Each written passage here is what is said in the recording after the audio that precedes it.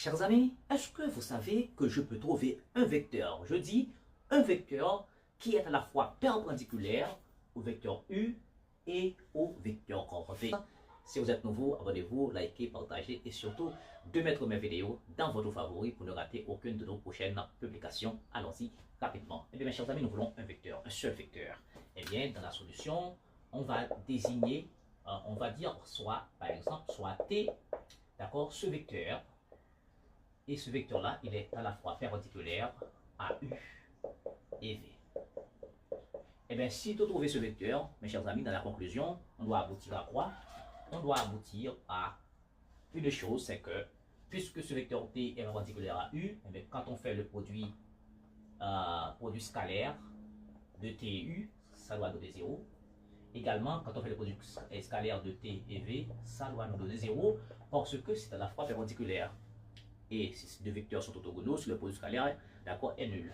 Donc ça veut dire, ce vecteur, comment le trouver? Quelle notion mathématique permettrait de trouver ce vecteur? Eh bien, la notion mathématique permettant de trouver ce vecteur est un produit vectoriel.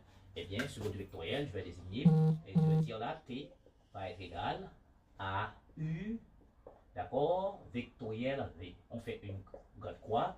Ici, c'est la notation nord-américaine, ou bien vous pouvez dire tout simplement U vectoriel V, on écrit ça comme ça. Ça, c'est la notation nord-américaine, ça c'est la notation, la notation nord-américaine, c'est la notation française, ok? Notation française, notation nord-américaine. Canada, aux États-Unis, c'est ça, ok? En France, etc. Voilà. Et bien, mes chers amis, rapidement, comment on va faire?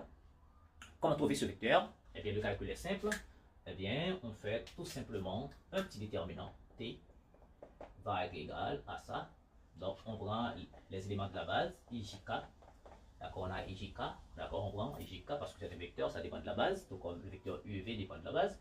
Eh bien, ici, 3, on a 3, on a 1 dans l'ordre. IJK dans l'ordre. LTP, 5. Et puis, le deuxième vecteur ici, 1, 1, moins 2. 1, 1, moins 2. Donc, ce nouveau vecteur-là, il va dépendre de la base. Eh bien, rapidement, par rapport à la première colonne, donc on va rester ce mineur. On est habitué avec ce déterminant-là. On prend ça, et puis on va rester ce mineur, et puis on fait moins 2, d'accord, moins 2, et puis moins 5. D'accord, diagonale principale, moins diagonale secondaire. D'accord, en produit. Et puis, par rapport à la première colonne ici, il va rester I. Deuxièmement, deuxième colonne, on va rester ce mineur, mais vous savez toujours, il y a un moins dans la deuxième. Ok? Vous savez comment faire déjà.